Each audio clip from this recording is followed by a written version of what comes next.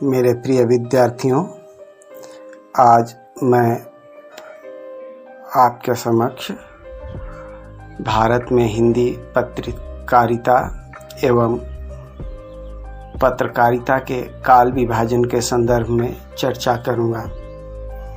भारत में हिंदी पत्रकारिता का तार्किक और वैज्ञानिक आधार पर काल विभाजन करना कुछ कठिन कार्य है और जहाँ तक हिंदी पत्रकारिता की शुरुआत की बात उठती है तो यह सर्वप्रथम बंगाल से हुई थी और इसका श्रेय प्रसिद्ध चिंतक समाज सुधारक राजा राम मोहन राय जी को दिया जाता है। राजा राम मोहन राय जी के ही अथक प्रयास से सबसे पहले प्रेस को सामाजिक उद्देश्य से जोड़ा गया। भारतीयों के सामाजिक, धार्मिक, राजनीतिक, आर्थिक हितों का समर्थन उन्हीं के द्वारा किया गया था। समाज में व्याप्त अंधविश्वास और कुरीतियों पर प्रहार उन्होंने किया और अपने पत्रों के जरिए जनता में जागरूकता पैदा की।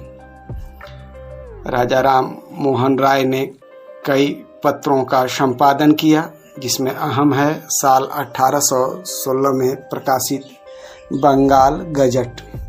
बंगाल गजट भारतीय भाषा का पहला समाचार पत्र है। इस समाचार पत्र के संपादक गंगाधर भट्टाचार्य थे। इनके अलावा राजा राम मोहन राय ने मिरातुल संवाद, कौमुदी, बंगाल हेराल्ड पत्र भी निकाले और लोगों में बौद्धिक चेतना का प्रचार प्रसार किया। 30 मई 1826 को कलकत्ता से पंडित जुगल किशोर शुक्ल जी के संपादन में उदंत मार्तंड नामक हिंदी समाचार पत्र निकला, जिसे हिंदी का पहला समाचार पत्र स्वीकार किया जाता है। भारत में हिंदी पत्रकारिता के संदर्भ में जहाँ तक मेरा मानना है कि वैज्ञानिक आधार पर काल विभाजन करना या तार्किक आधार पर काल विभाजन करना बहुत ही कठिन कार्य है। सर्वप्रथम राधा कृष्ण दास ने ऐसा प्रारंभिक प्रयास किया था। उसके बाद विशाल भारत के नवंबर 1930 के अंक में विष्णुदत्त शुक्ल ने इस प्रश्न पर विचार किया, किंतु वे किसी अंतिम निर्णय पर नहीं पहुंचे। गुप्त निबंधावली में बालमुकुंद गुप्त ने हिंदी पत्रकारिता का काल विभाजन करते हुए प्रथम चरण सन 1845 से 1877 तक और द्वितीय चरण सन 1877 से सन 1890 तक, तृतीय चरण 1890 के बाद तक।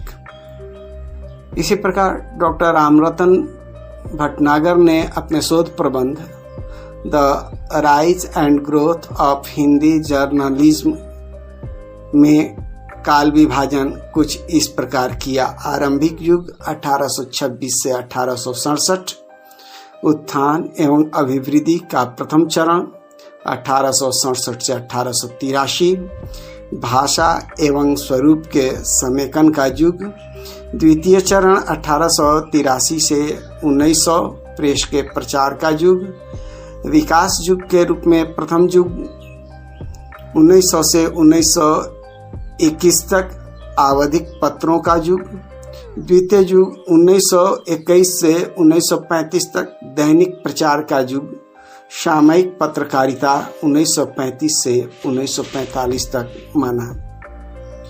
उपरोक्त में से 3 युगों के आरंभिक वर्षों में प्रमुख पत्रिकाओं का प्रकाशन हुआ, जिन्होंने युगीन पत्रकारिता के समक्ष आदर्श स्थापित किए। सन 1867 में कवि वचन सुधा, सन 1883 में हिंदुस्तान तथा 1900 में सरस्वती का प्रकाशन हुआ। काशी नागरी प्रचारिणी द्वारा प्रकाशित हिंदी साहित्य के बृहत इतिहास के त्रयोदश भाग के तृतीय खंड में यह काल विभाजन इस प्रकार किया गया।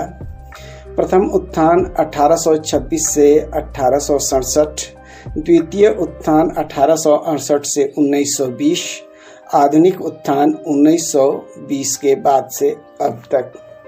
ए history of the press in India में श्री एस नटराजन ने पत्रकारिता का अध्ययन निम्न प्रमुख बिंदुओं के आधार पर किया है। बीज वपन काल, ब्रिटिश विचारधारा का प्रभाव, राष्ट्रीय जागरण काल, लोकतंत्र और प्रेस। जैसा कि ऊपर पंडित जुगल किशोर दास जी के संदर्भ में हमने चर्चा किया कि इनके द्वारा हिंदी का प्रथम समाचार पत्र का प्रकाशन हुआ। वह बीज वपन काल के रूप में माना जा सकता है। आगे चल करके भारत उस समय ब्रिटिश साम्राज्य के अधीनस्थ था, इसलिए ब्रिटिश विचारधारा का प्रभाव इस पर पड़ना स्वाभाविक था। स्वतंत्रता के लिए देश में भारतीय स्वतंत्रता का संग्राम अपने उत्कर्ष पर था। फलस्वरूप राष्ट्रीय जागरण के काल के रूप में हम समाचार पत्रों की, पत्रिकाओं की भूमिका से इनकार भी नहीं कर सकते। और आगे चल करके लोकतंत्र और प्रेस, लोकतंत्र के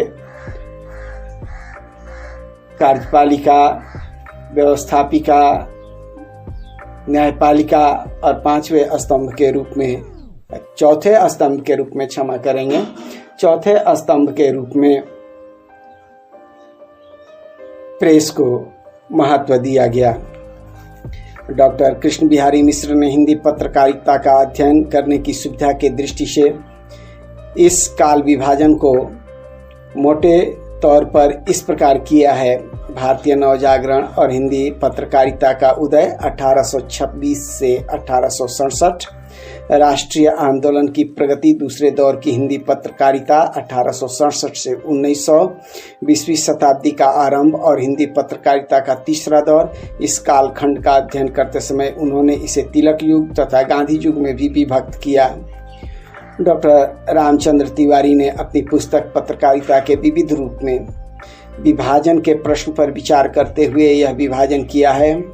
उदय काल सन 1826 से 1867, भारतेंदु युग सन 1867 से 1900, तिलक या द्विवेदी युग सन 1900 से 1920, गांधी युग 1920 से 1947, स्वातंत्र्योत्तर युग सन 1947 से वर्तमान समय तक। डॉक्टर सुशील जोशी ने काल विभाजन कुछ इस प्रकार से प्रस्तुत किया है। हिंदी पत्रकारिता का उद्भव 1826 से 1867, हिंदी पत्रकारिता का विकास 1867 से 1900, हिंदी पत्रकारिता का उत्थान 1900 से 1947, स्वातंत्र्योत्तर पत्रकारिता 1947 से अब तक। उक्त सभी मतों की समीक्षा करने पर स्पष्ट होता है कि हिंदी पत्रकारिता का काल विभाजन विभिन्न विद्वानों, पत्रकारों ने अपनी सुविधा से अलग अलग ढंग से किया। इस संबंध में सर्वसम्मत काल निर्धारण अभी नहीं किया जा सका है।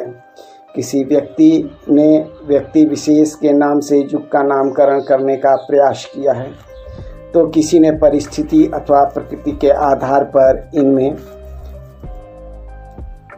हम पाते हैं कि परस्पर एकरूपता का सर्वथा अभाव पाया जाता है।